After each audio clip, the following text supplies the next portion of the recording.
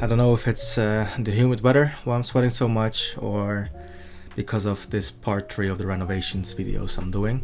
Anyways, welcome back to part 3 of the renovations videos for renovating an old townhouse here in the Netherlands.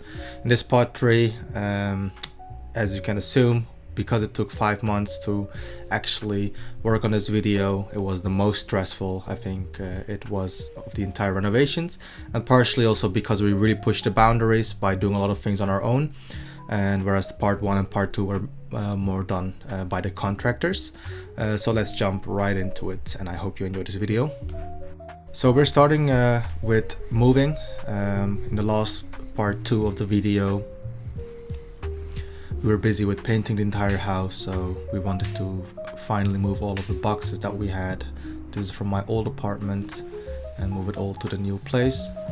I always used to think that I'm quite a minimalist, but I realized I do have a lot of stuff, but also most of the stuff that I really could use for the new house. So a lot of the furniture I already bought, keeping in mind that I might use it in the next house. And luckily that is the case. We didn't have to buy any furniture, or at least not that much. So here you can see the room. This is my small apartment. It was 50 square meters, and then we moved to the new place, which is about 110. I had a huge table of like 240 long, 2 meters 40, and this fitted like to the centimeters. Here you can see me move the table up with my dad. And this, we thought this was the most difficult one. It's quite a heavy table. It's insanely heavy actually. But then we had this fridge, the Smack fridge. So we also decided to just use this one for now until we have, or we can save money to get a better or a bigger fridge at least. And this again was so difficult to get all the way up because it's on the 2nd floor. Every time it's trying to move it up and whatnot. And now we're at the part where actually the wooden floor is in the house. Everything is finally painted, which was a pain in the ass, as you can if you watch the second part of the video. And here is the cast floor for the kitchen. And the reason why this video took so long is also because they really messed up this part. Sometimes contractors say that they can do something, but it turns out they're really not that experienced in some of the things. So here is the first layer, a protective layer for the cast floor, and after that there had to be another layer. So moving up, we have 3 parts of the house that we have with cast floor, and all the other parts are with wood. So just that we have a nice contrast of like the classic and the modern style. But as you can see here as well, they're not level, which of course has to be.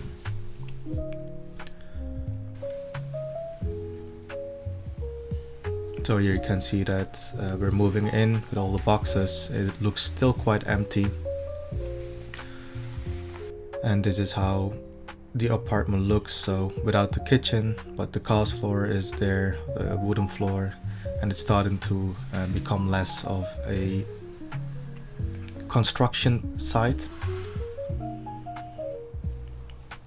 In this video, not everything is chronological. So just that I can divide these into parts of the cast floor, the other parts like when we're building the kitchen, etc.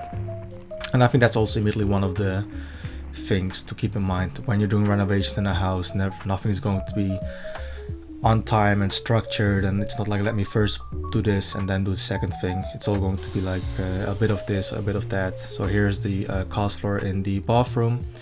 And in the kitchen downstairs they were not able to do cast floor, so they had to do something with concrete. It's called betonsiree in Dutch, and this was due to the fact that again the house is not straight, it's very slanted. So if they would use cast floor, the paint basically which you put on the floor would drip on the wood.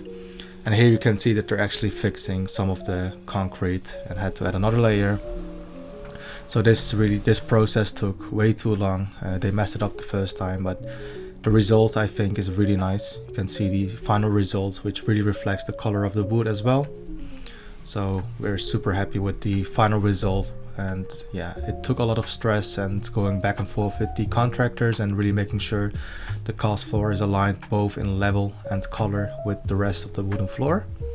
But in my opinion, the final result is really what we wanted and looks very nice. What you're now looking at is actually all of the furniture coming in. So regarding the kitchen, what we did is we bought the cabinets from IKEA. So this is the front view of our kitchen, and we didn't want any high cabinets to create a bit more space. So you can see all of the cabinets here, and then from the top view as well. On the left top side, you can see a window that opens up. So on the left side in the corner, we had to do a bit of a shorter side. And then also again a top view, which I drew in Figma. So building the kitchen, again, contractors, I already told them a few times, showed them the drawings, like where the sink is coming, and they still managed to mess that up. So I had to fix it the very last day when we wanted to start building the kitchen. So here's the first rails we attached to the wall and started building the kitchen. As I said, we used matted cabinets from IKEA. And if you ask me, would you do it again? I think I would. The only issue is, of course, you have to do everything yourself. It has a lot of advantages and disadvantages. Firstly, the advantage is the price. We realized that normally if we would spend like 50, 60k on a kitchen, or let's say 40k on a kitchen, we managed to do the entire kitchen for about 15k. Of course, not considering all of the time that we put in, the time and the effort, and my dad helping around so many times. But here you can see the kitchen island coming together, and the back wall is drying up with the sink coming to the right place. So we did everything on our own, also meaning that we did buy the cabinets from IKEA, but the sides of the kitchen island is actually from a company called Zagenzagen. So here's the kitchen island coming along, and what we chose because of the lower cost of IKEA cabinets is that we did everything in drawers. So there are no shelves. We wanted drawers so we can really utilize the space, and that is, I think, definitely the biggest advantage of taking an IKEA kitchen. And besides that, these last 5 months was really about just making a lot of decisions, because we did choose to do the entire kitchen on our own. It has advantages, so we were able to choose exactly the appliance that we wanted and how much we want to spend on them. So we were able to get quite expensive appliances from Miele. Both, I think, the dishwasher and the oven are from Miele, or the oven might be maybe from Siemens. But we also chose, for instance, for a cooker, so we have hot water at all times when we want to.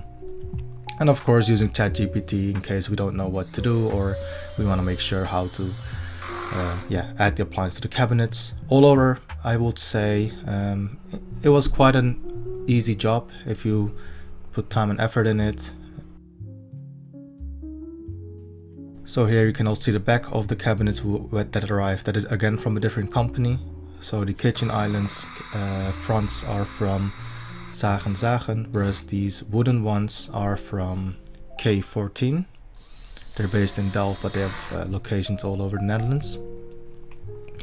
And because of that, because we did everything on our own, we could also add like plugs to the side of the kitchen island exactly where we wanted. So the customizability is really something that is an advantage over buying a kitchen. And now on the go, we're able to make changes and really change the cabinets later on if you want to. We got a Decton countertop. This was probably the most expensive thing of the entire kitchen. Bought it at a company which I don't remember anymore, but they did bring it and looks super nice. So that was it for the kitchen. And going back to the first time, this is actually the kitchen scene at back in 2023, and this is how it looks like new with all the cabinets. So the exact same video, and I think it finally really pays off to see how it was in the beginning, or how I imagined the kitchen to be, and how it is finally right now. Now we're going to the shelves of the kitchen. So in the previous video you saw that we had shelves there. We chose to reuse the old hardwood floors for this, and to hang them blind, so with pins in the wall, with 5 pins for about 2.5 meters of the shelf. So this is again the old hardwood floor that we're attaching to the kitchen. The final result is really lovely, but the process of putting these 2 shelves and later on the 3 smaller shelves on the left side, I think, besides the time and effort, I think we got older 10 years. Because of the pins and the wood being in a certain size and doing everything by hand, it was really difficult to get it onto the wall. But the result is really there, and I think it's nice knowing now that it looks really beautiful, and also knowing that we were able to recycle all of the hardwood and old floors, and we didn't end up buying new wood, so helping the planet a little bit. And that's also the same with these shelves that we made for the side for the other room that we have upstairs. So again, these are actually extra parts that they provide with the company Zagenzagen, which are actually, you know, for the kitchen, the fronts. So we also reused that, made shelves out of that, and I think that really adds also a nice consistency to the house, where we don't have too many materials and different things and colors going on, and adds a bit of and it also adds a bit of tranquility, I think. And then we're moving on with, again, reusing the wood that we had, because there was a lot of like 50 square meters of wood and wood parquet. So we also reused that for the cabinet upstairs in the bedroom. So we also again bought this from IKEA, bought different fronts from zagenzagen, and then end up also reusing that wood on top. Here is some impregnating oil for the wood, the stairs. I have a separate video on the whole renovation of the stairs and how we did that, so definitely go watch that one. And again, also reusing that same wood for the windows here, and also downstairs in the shoe cabinets. So I think being able to reuse this everywhere, I really like it. Firstly, because we were able to recycle everything, we didn't have to throw it away, so we did save some costs. But if you ask me, is the main important saving costs? I don't think so, because the amount of time and effort, and you have to oil it and etc. I'm not sure if it pays off in that way, but definitely pays off in how it looks, and also of course being able to say that a lot of things are reused, I think is nice. Same for the stair railings, again also part of this other video, but here very shortly showing all of the renovations for this part.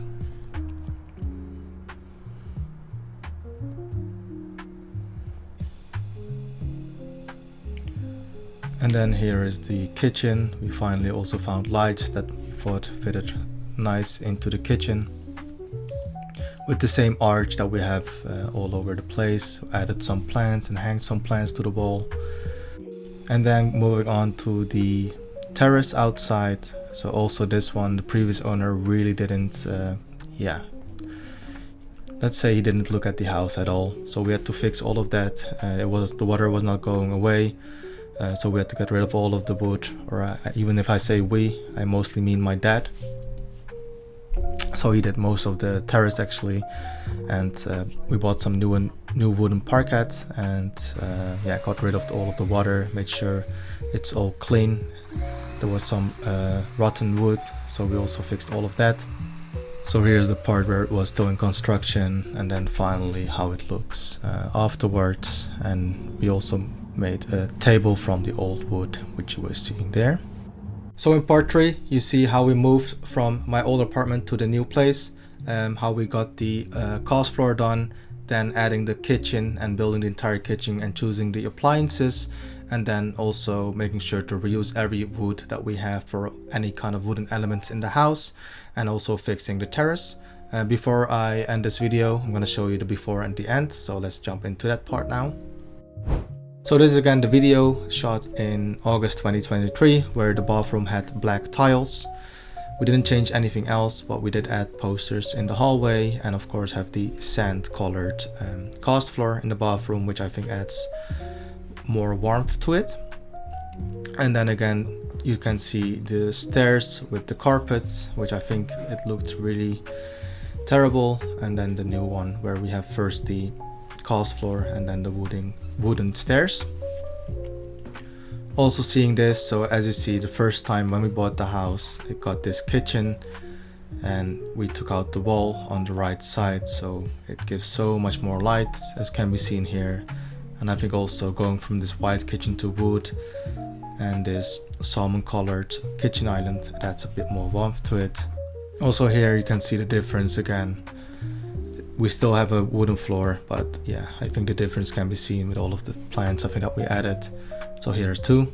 Here are some more b-rolls of the house. I hope you enjoyed this video. Don't forget to like and subscribe, and see you in the next one. Ciao, ciao.